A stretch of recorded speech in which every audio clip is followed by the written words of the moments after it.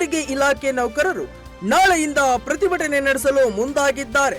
ಈ ಕುರಿತು ಇಂದು ಬೆಂಗಳೂರಿನ ರಾಜ್ಯ ಬಿಜೆಪಿ ಕಚೇರಿಯಲ್ಲಿ ಸುದ್ದಿಗೋಷ್ಠಿ ನಡೆಸಿದ ಬಿಜೆಪಿಯ ರಾಜ್ಯ ಪ್ರಧಾನ ಕಾರ್ಯದರ್ಶಿ ಪಿ ರಾಜೀವ್, ಸಾರಿಗೆ ಇಲಾಖೆ ನೌಕರರ ಪ್ರತಿಭಟನೆಗೆ ಬಿಜೆಪಿಯ ಬೆಂಬಲವಿದೆ.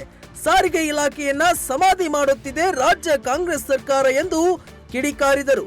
ಮುಂದುವರೆದು ಸಾರಿಗೆ ಸಚಿವರಿಗೇನೆ ತಮ್ಮ ಇಲಾಖೆಯ ಆರ್ಥಿಕ ಸ್ಥಿತಿಗತಿ ಏನಿದೆ ಎಂದು ಗೊತ್ತಿಲ್ಲ ಎಂದರು. ಸಾರಿಗೆ ಇಲಾಖೆಯ ನೌಕರರು ಏನು ನಾಳೆಯಿಂದ ಪ್ರತಿಭಟನೆಯನ್ನ ಹಮ್ಮಿಕೊಳ್ತವೆ ಅಂತ ಹೇಳಿ ಕರೆ ಕೊಟ್ಟಿದ್ದಾರೆ. ಸಾರಿಗೆ ಇಲಾಖೆಯ ನೌಕರರ ಜೊತೆಗೆ ಭಾರತೀಯ ಜನತಾ ಪಕ್ಷ ನಿಲ್ಲುತ್ತೆ. ಎರಡನೇದಾಗಿ ಸಾರಿಗೆ ಇಲಾಖೆಯನ್ನ ಸಮಾಧಿ ಮಾಡುವ ಮಟ್ಟಕ್ಕೆ ಈ ಸರ್ಕಾರ ಬಂದು ನಿಂತಿದೆ. ದುರಂತ ಏನು ಅಂದ್ರೆ ಸಾರಿಗೆ ಇಲಾಖೆಯ ಸಚಿವರಿಗೆ ತನ್ನ ಇಲಾಖೆಯ ಆರ್ಥಿಕ ಸ್ಥಿತಿಗತಿ ಏನು ಅನ್ನೋದೇ ಅರ್ಥ ಆಗಿಲ್ಲ. ಇಂದು ದೆಹಲಿಯಲ್ಲಿ ಭಾರತದ ಆರ್ಥಿಕ ಚೇತನ ಡಾಕ್ಟರ್ ಮನಮೋಹನ್ ಸಿಂಗ್ ಅವರ ಅಂತ್ಯಕ್ರಿಯೆಯಲ್ಲಿ ಭಾಗವಹಿಸಿದ ಡಿಸಿಎಂ ಡಿಕೆ ಶಿವಕುಮಾರ್ ಮಾಧ್ಯಮದವರೊಂದಿಗೆ ಮಾತನಾಡಿ ಡಾಕ್ಟರ್ ಸಿಂಗ್ ಅವರನ್ನ ಹೊಗಳಿದರು.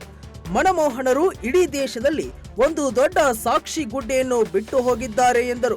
ಮುಂದುವರೆದು ಅವರ ಅವಧಿಯಲ್ಲಿ ಸಾರ್ವಜನಿಕರಿಗೆ ಎಲ್ಲರ ಬದುಕಿಗೆ ಸಹಾಯ ಮಾಡಿದಾಗ ಸಂವಿಧಾನದ ಮತ್ತು ಕಾನೂನಿನ ರಕ್ಷಣೆ ಕೊಟ್ಟು ಮಾಡಿದ್ದಾರೆ ಎಂದು ಡಾಕ್ಟರ್ ಮನಮೋಹನ್ ಸಿಂಗ್ ಅವರನ್ನ ನೆನೆದರು. ನಮ್ಮ ದೇಶದ ಪ್ರಧಾನಮಂತ್ರಿಗಳಂತ ಇಡೀ ದೇಶದಲ್ಲೇ ಒಂದು ದೊಡ್ಡ ಸಾಕ್ಷಿ ಗುಡ್ಡೆಯನ್ನು ಬಿಟ್ಟೋಗಿದ್ದಾರೆ. ಯಾವುದೇ ಅವರ ಅವಧಿಯಲ್ಲಿ ಸಾರ್ವಜನಿಕರಿಗೆ ಎಲ್ಲರ ಬದುಕಿಗೆ ಸಹಾಯ ಮಾಡಿದಾಗ ಸಂವಿಧಾನದ ಮತ್ತು ಕಾನೂನಿನ ರಕ್ಷಣೆಯನ್ನು ಕೊಟ್ಟು ಮಾಡಿದ್ದಾರೆ.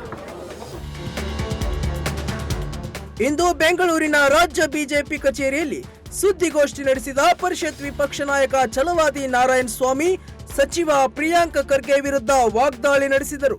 ಕಲಬುರಗಿಯಲ್ಲಿ ಆಡಳಿತ ವ್ಯವಸ್ಥೆ ಸಂಪೂರ್ಣ ಕುಸಿದಿದೆ. ಜಿಲ್ಲಾ ಉಸ್ತುವಾರಿ ಸಚಿವ ಪ್ರಿಯಾಂಕ್ ಖರ್ಗೆ ಅವರ ಅಟ್ಟಹಾಸ ಮಿತಿ ಮೀರಿದೆ. ತನ್ನ ಆಪ್ತರ ಬೆಂಬಲಿಗರ ಮೂಲಕ ಮರಳು, ಟೈಲ್ಸ್ ಸೇರಿದಂತೆ ಎಲ್ಲಾ ರೀತಿಯ ದಂಧೆಯಲ್ಲಿ ಪ್ರಿಯಾಂಕ್ ಖರ್ಗೆ ತೊಡಗಿಸಿಕೊಂಡಿದ್ದಾರೆ ಎಂದರು. ಗುಲ್ಬರ್ಗಾದಲ್ಲಿ ಸಂಪೂರ್ಣವಾಗಿ ಆಡಳಿತ ಕುಸಿದಿದೆ.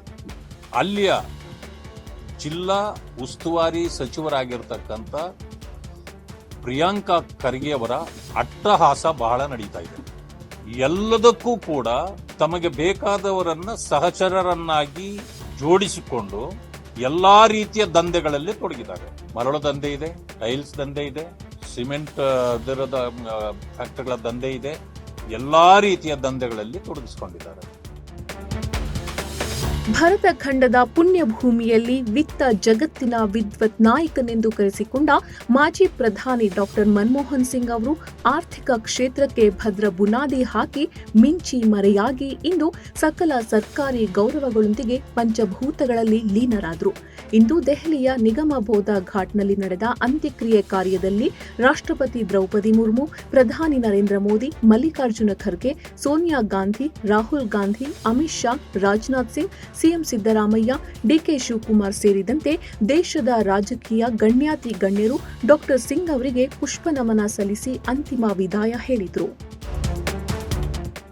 ಬಾರ್ಡರ್ ಗವಾಸ್ಕರ್ ಟ್ರೋಫಿಯ 4ನೇ ಟೆಸ್ಟ್ ಪಂದ್ಯದಲ್ಲಿ ಭಾರತದ ಯುವ ವೇಗದ ಬೌಲಿಂಗ್ ಆಲ್ರೌಂಡರ್ ನಿತೀಶ್ ಕುಮಾರ್ ರೆಡ್ಡಿ ಚೊಚ್ಚಲ ಅಂತಾರಾಷ್ಟ್ರೀಯ ಶತಕ ಬಾರಿಸಿ ಸಂಭ್ರಮಿಸಿದ್ದಾರೆ. ಆಸ್ಟ್ರೇಲಿಯಾದ ಮೆಲ್ಬೋರ್ನ್ ಮೈದಾನದಲ್ಲಿ ನಡೀತಾ ಇರುವ ಬಾಕ್ಸಿಂಗ್ ಡೇ ಟೆಸ್ಟ್ ಪಂದ್ಯದ 3ನೇ ದಿನದಾಟದಲ್ಲಿ ನಿತೀಶ್ ರೆಡ್ಡಿ ಶತಕ ಬಾರಿಸುವುದರ ಮೂಲಕ ಈ ಸಾಧನೆಗೈದರು. ತನ್ನ ಪ್ರಮುಖ ವಿಕೆಟ್ಗಳನ್ನು ಕಳೆದುಕೊಂಡು ಸಂಕಷ್ಟದಲ್ಲಿದ್ದ ಭಾರತ ತಂಡವನ್ನ ರೆಡ್ಡಿ ಶತಕ ಬಾರಿಸಿ ಪಾರು ಮಾಡಿದ್ರು. ಅಲ್ಲಿಯೇ ಸ್ಟೇಡಿಯಂನಲ್ಲಿದ್ದ ರೆಡ್ಡಿ ತಂದೆ ಮಗನ ಶತಕ ಕಂಡು ಭಾವುಕರಾದರು. ಕರ್ನಾಟಕ ಅಷ್ಟೇ ಅಲ್ಲ, ದೇಶ ವಿದೇಶಗಳಲ್ಲಿಯೂ ಯುಐ ಸಿನಿಮಾ ಭರ್ಜರಿ ಸಕ್ಸಸ್ ಹಿನ್ನೆಲೆ ಇಂದು ಬೆಂಗಳೂರಿನಲ್ಲಿ ಖಾಸಗಿ ಹೋಟೆಲ್ನಲ್ಲಿ ಸಕ್ಸಸ್ ಮೀಟ್ ಏರ್ಪಡಿಸಲಾಗಿತ್ತು. ಸಕ್ಸಸ್ ಮೀಟ್ನಲ್ಲಿ ರಿಯಲ್ ಸ್ಟಾರ್ ಉಪೇಂದ್ರ, ನಟಿ ರೇಷ್ಮಾ ನಾಣಯ್ಯ, ಲಹರಿ ವೇಲು, ಕೆಪಿ ಶ್ರೀಕಾಂತ್, ಜಿ ಮನೋಹರನ್ ಹಾಗೂ ಅನೇಕ ಗಣ್ಯರು ಭಾಗಿಯಾಗಿದ್ರು. ಬಿಡುಗಡೆಯಾದ ದಿನದಿಂದ ಇಲ್ಲಿವರೆಗೂ ಸಿನಿಮಾ ಉತ್ತಮವಾಗಿ ಪ್ರದರ್ಶನವಾಗ್ತಾ ಇದೆ ಅಂತ ಸಂಭ್ರಮಿಸಿದ ಸಿನಿಮಾ ತಂಡ ಕೇಕ್ ಕತ್ತರಿಸಿ ಸಂಭ್ರಮಾಚರಿಸಿದ್ರು. 2ನೇ ವಾರ 1500 ಸ್ಕ್ರೀನ್ಗಳಲ್ಲಿ ಯುಐ ಸಿನಿಮಾ ಅಬ್ಬರಿಸ್ತಾ ಇದೆ. ಕರ್ನಾಟಕ ಕರ್ನಾಟಕದಲ್ಲಷ್ಟೇ ಅಲ್ಲ, ದೇಶ ವಿದೇಶದಲ್ಲೂ 2ನೇ ವಾರವೂ ಆರ್ಭಟ ಶುರುವಾಗಿದೆ. ಬಾಕ್ಸ್ ಆಫೀಸ್ನಲ್ಲಿ ಹೊಸ ದಾಖಲೆ ನಿರ್ಮಿಸುತ್ತಾ ಮುನ್ನುಗ್ಗಿದೆ. ಉಪೇಂದ್ರ ಅವರು ನಟಿಸಿ ನಿರ್ದೇಶನ ಮಾಡಿರುವ ಸಿನಿಮಾ ಇದು. 10 ವರ್ಷಗಳ ಬಳಿಕ ಡೈರೆಕ್ಟರ್ ಕ್ಯಾಪ್ ತೊಟ್ಟ ಯುಐಗೆ ನಿರೀಕ್ಷೆ ಮೀರಿ ರೆಸ್ಪಾನ್ಸ್ ಸಿಕ್ಕಿದೆ.